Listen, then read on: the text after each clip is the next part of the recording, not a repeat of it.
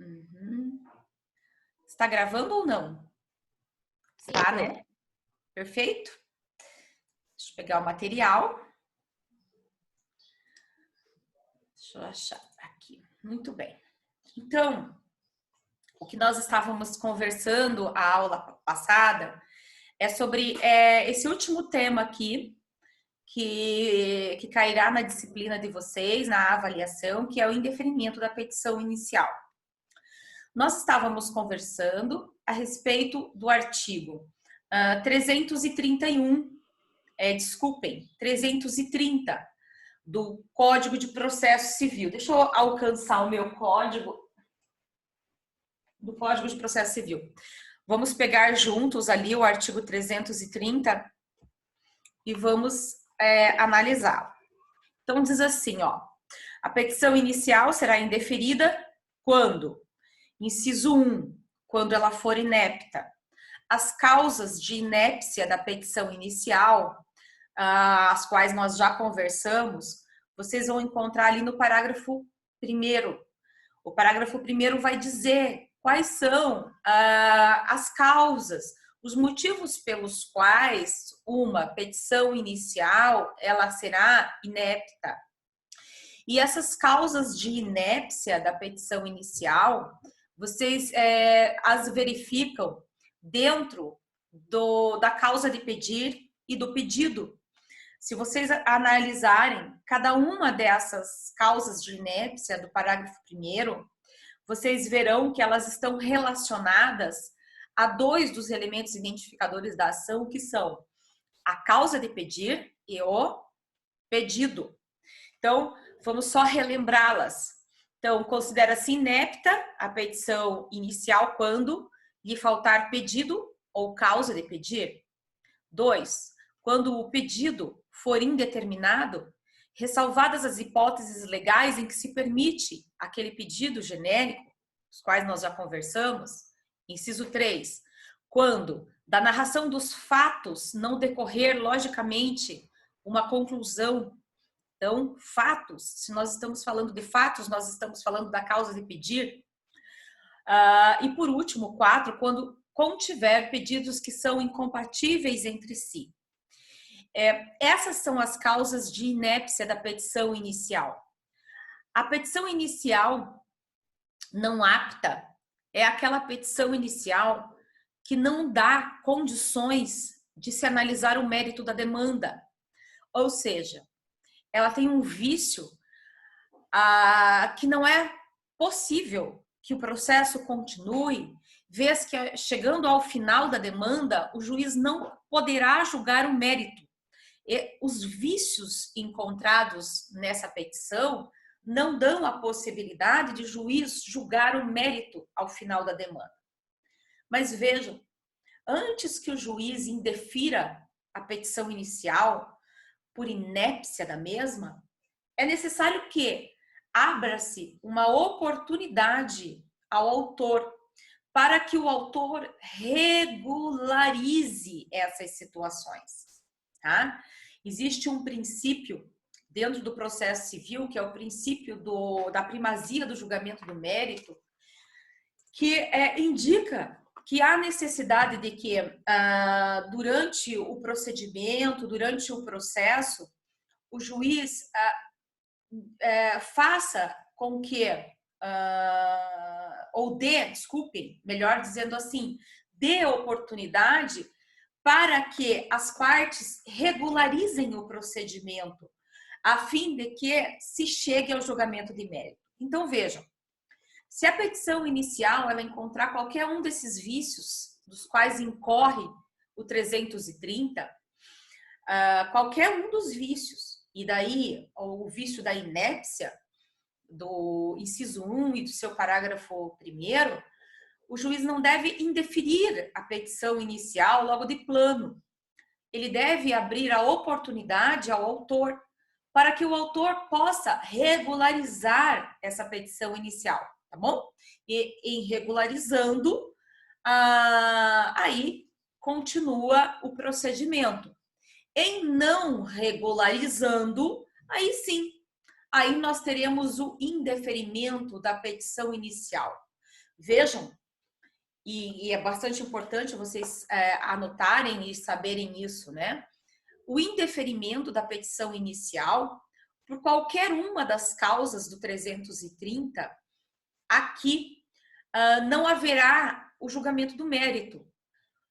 Então, vejam, uma coisa bastante importante que, se não há a apreciação do mérito, porque o juiz, obviamente, está indeferindo de plano a petição inicial, nessas causas do 330, obviamente, a parte poderá promover a ação novamente, desde que observe e regularize essa situação, tá bom? Em uma próxima demanda.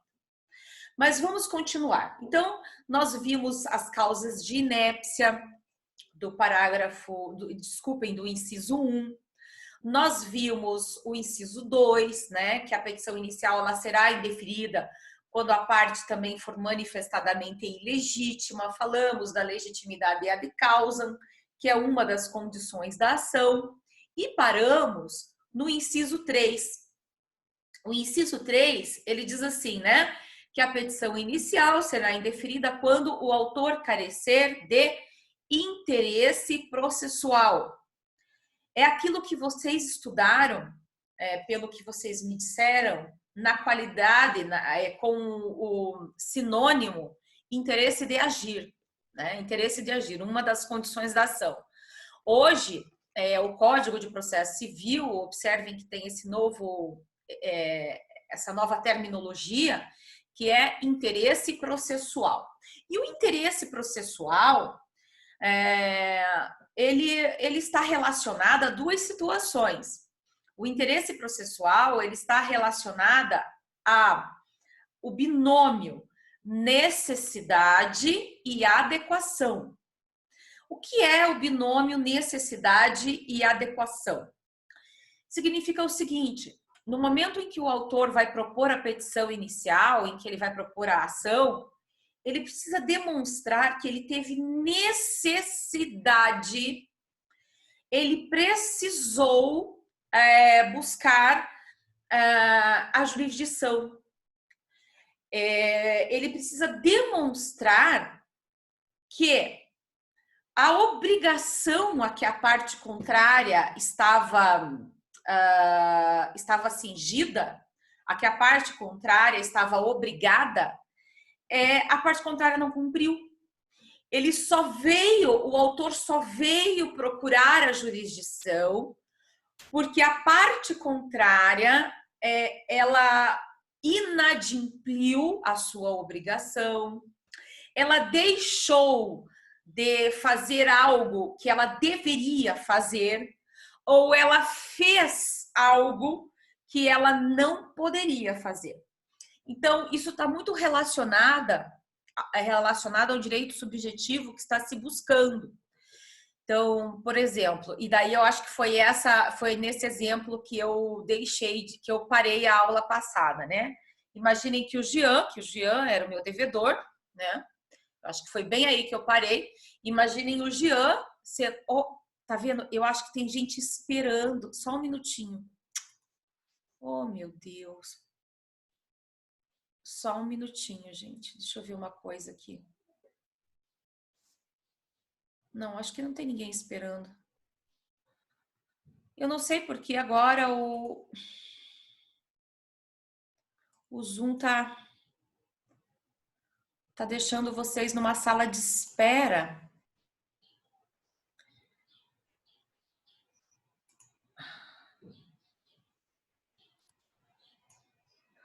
Alguém, por favor, fale alguma coisa aqui.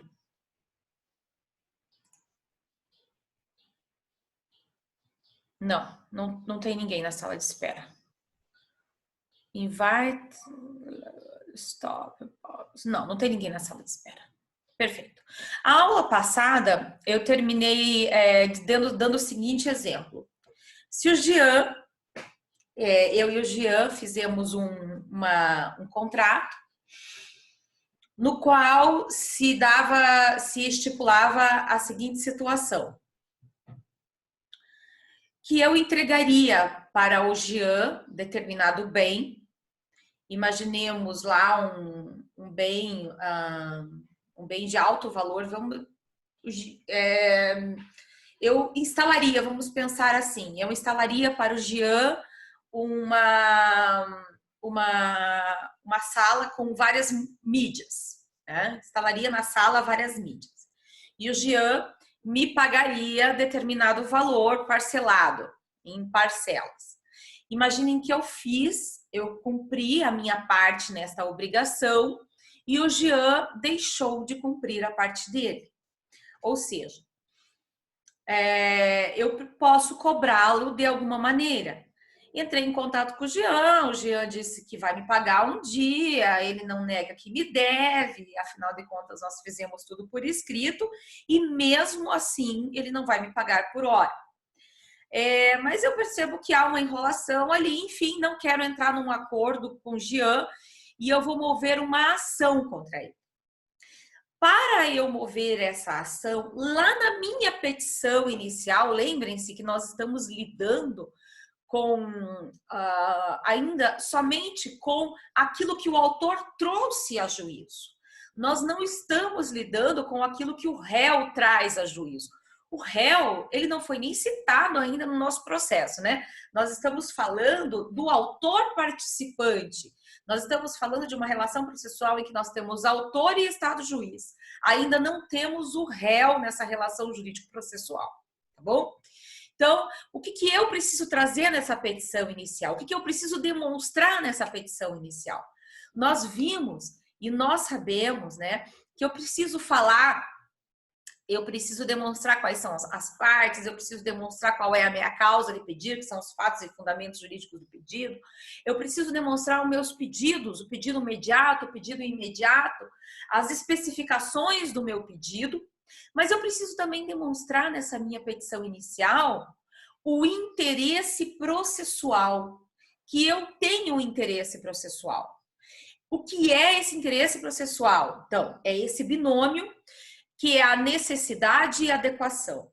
A necessidade eu comprovo demonstrando que eu preciso movimentar a jurisdição para conseguir esse meu direito subjetivo contra o Jean. Como é que eu faço isso? Posso fazer de diversas formas. Primeiro, eu posso dizer que há um contrato, o qual eu cumpri a minha parte e ela não foi, a parte do Jean não foi cumprida, ele não cumpriu a parte dele, né? Eu posso dizer que eu tentei de todas as maneiras, por meio de métodos extrajudiciais ou métodos consensuais, tentei de todas as maneiras com que o Jean cumprisse a parte dele e ele não o fez. Por essa razão, eu estou procurando o Poder Judiciário. Posso dizer também que eu fiz uma notificação extrajudicial para o Jean, dizendo que houve já, que ele está inadimplente, né? Essa notificação eu posso trazer na minha petição inicial. Então, vejam que eu tenho várias formas de demonstrar que eu tenho interesse processual, porque eu tenho necessidade de buscar a jurisdição. Então, isso é a necessidade. Então, eu preciso resguardar esse meu direito por meio do quê? Ou reparar esse meu direito, né? Por meio do quê? Por meio do auxílio de uma tutela jurisdicional. Não consegui resolver de outra maneira. E a adequação. O que é a adequação? Significa demonstrar ou, na verdade, me utilizar do meio processual correto. Ou seja, se o Jean está me devendo em virtude de um contrato inadimplido, qual é o meio processual correto? Bom, eu vou mover uma ação deixa eu ver o que eu posso denominar aqui essa ação, de inadimplemento contratual. Ou eu posso mover uma ação de conhecimento deixa eu ver como é que a gente pode denominar de uma outra maneira, mas o objetivo é o mesmo.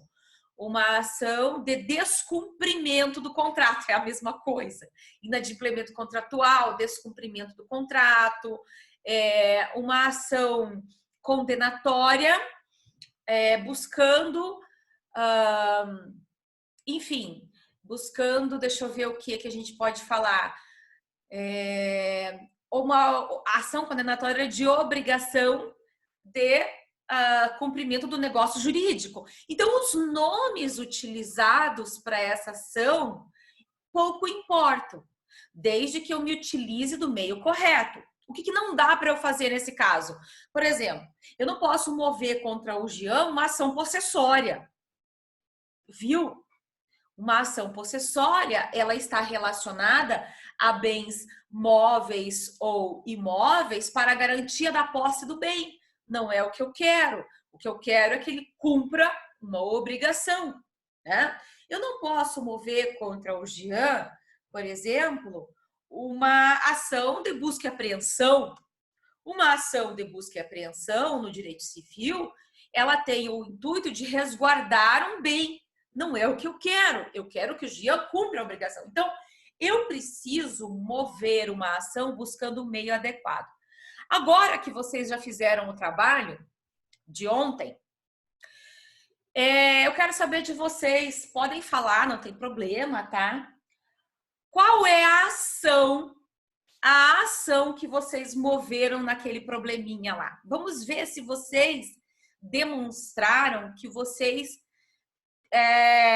demonstraram com adequação, demonstraram que tem adequação no processo, ou seja, moveram a ação correta.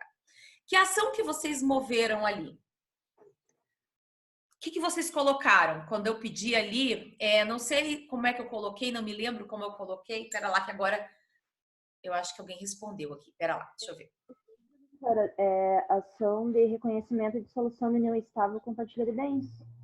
Perfeito. Perfeito. Deixa eu achar aqui. Alguém responde. Alguém, por favor, escreve mais alguma coisa no chat. Só para eu abrir ele. Aê! Chat. Aqui. Ação de declaração de união estável com dissolução e partilha de bens. Muito bem, é isso mesmo, gente. Quando vocês movem, eu fiz assim, ação declaratória da existência da sociedade de fato, acumulado com ação de desconstituição da sociedade de fato, acumulado com ação de divisão de bens. Olha que interessante. Isso aqui, ó, que o Jean falou, tá? E isso que a Vivi falou e acho que a Cleide falou aqui. A Cleide também falou. Se vocês observarem bem, vocês estão movendo a mesma ação.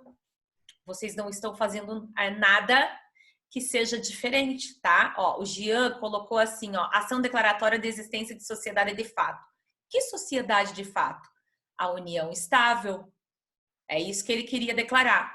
E aqui ele falou assim, ação de desconstituição da sociedade de fato, acumulado com, né? É nada mais do que a dissolução dessa união estável. E ele colocou ali, acumulado com ação de divisão de bens. Isso é a partilha de bens. Então, é a mesma coisa, tá? Ah, tá bom. Mas não tem problema. Não tem problema. Prof, entendi. Hã? Prof, eu coloquei só separação de bens. Eu não coloquei a questão da união estável. Só lá depois, aí nos fatos jurídicos que eu digo, né? Tá. Eu explico que por eles terem vivido há quase 5 anos, caracteriza como uma união estável. Você colocou nos pedidos. Isso, exatamente. Mas lá na ação, eu coloquei só separação de bens. Tá. Mas o correto mesmo é ela ser completa lá. Você colocar ação declaratória ação declaratória ou você poderia colocar ali ação constitutiva e desconstitutiva de união estável. Eu sempre coloco assim, ação constitutiva e desconstitutiva de união estável acumulada com partilha de bens, tá?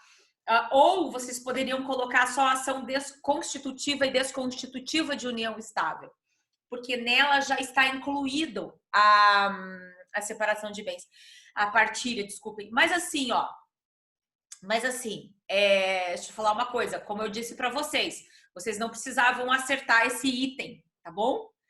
Vocês não precisavam acertar esse item. Isso é um treino para vocês irem vendo exatamente como se faz e como se denomina uma ação. A Ana, você colocar ali que a ação de divisão de bens, como eles não tinham filhos, esse era o maior objetivo deles, na verdade, né? Eu acho que foi por aí que você fez a sua ideia. Por que eles precisavam entrar em juízo? Porque eles precisavam fazer a partilha dos bens, a divisão dos bens. Só que isso não tem a ver aqui com a nota. Vou logo deixar bem claro para vocês. Eu falei para vocês que a ação não importava o que vocês colocassem. Eu queria ver qual era o feeling de vocês com relação a isso. Só que eu quero que vocês sempre se lembrem o seguinte: por que eles estão partilhando os bens? Por que há necessidade de partilha dos bens naquele caso? Bom, professora, porque eles tinham lá uma união afetiva, eles ficaram juntos durante determinado tempo e eles constituíram lá uns bens lá juntos. Exatamente. Então, aí, olha só, a partilha dos bens é um pedido que depende de um pedido anterior. Né? Vejam, eu não posso simplesmente chegar e partilhar os bens, eu preciso dizer por que eles precisam partilhar os bens. Por quê? Bom, porque eles tinham essa união estável. A união estável, ela é uma relação que não possui uma documentação expressa. Claro, nós sabemos que em algumas uniões estáveis existe uma coisa que se chama... esqueci o nome do documento, me fugiu agora o nome do documento. Oh, meu Deus, como é o nome daquele documento que a gente faz no registro? Meu Deus do céu, gente do céu, tô tendo um tilt. Oi. Não é declaração de união estável? Mas ela tem é uma declaração que a gente faz no oficial de notas, né? Aquilo que a gente chama, mas tem um outro nome. Mas é uma declaração, vamos assumir isso agora, só sendo assim para não falar certo. Mas existem alguns casais que fazem essa declaração lá no cartório, né? Do notário, do oficial de notas. Então, eles vão até o cartório e fazem essa declaração, um documento particular, né? Mas, desculpem, uma escritura pública de união estável, lembrei. Nossa Senhora, como é difícil lembrar. A escritura pública de união estável, tá? Alguns casais fazem uma escritura pública de união estável, outros não. Então, se nós já temos a escritura pública de união estável, então é só a gente entrar em juízo e pedir o quê? Pedir a desconstituição dessa união e a partilha de bens. Mas naqueles casais que não têm a escritura pública de união estável, o Estado, por meio da jurisdição, primeiro ele precisa dizer que houve a união estável e ele, logo em seguida, no mesmo processo, ele vai dizer houve a união estável de tal data a tal data e no mesmo processo ele vai dizer assim, olha, vamos desconstituir essa união estável e vamos partilhar os bens, tá bom?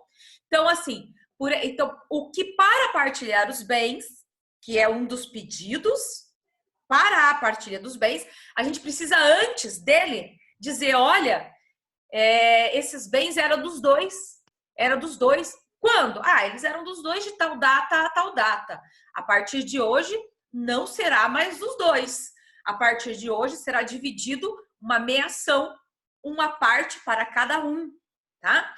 Então, só explicando essa situação para vocês. Então, quando vocês quando vocês fizeram o exercício ali, de maneira indireta, vocês já demonstraram o quê? A adequação. O que é adequação? vocês moveram o processo ou a ação correta.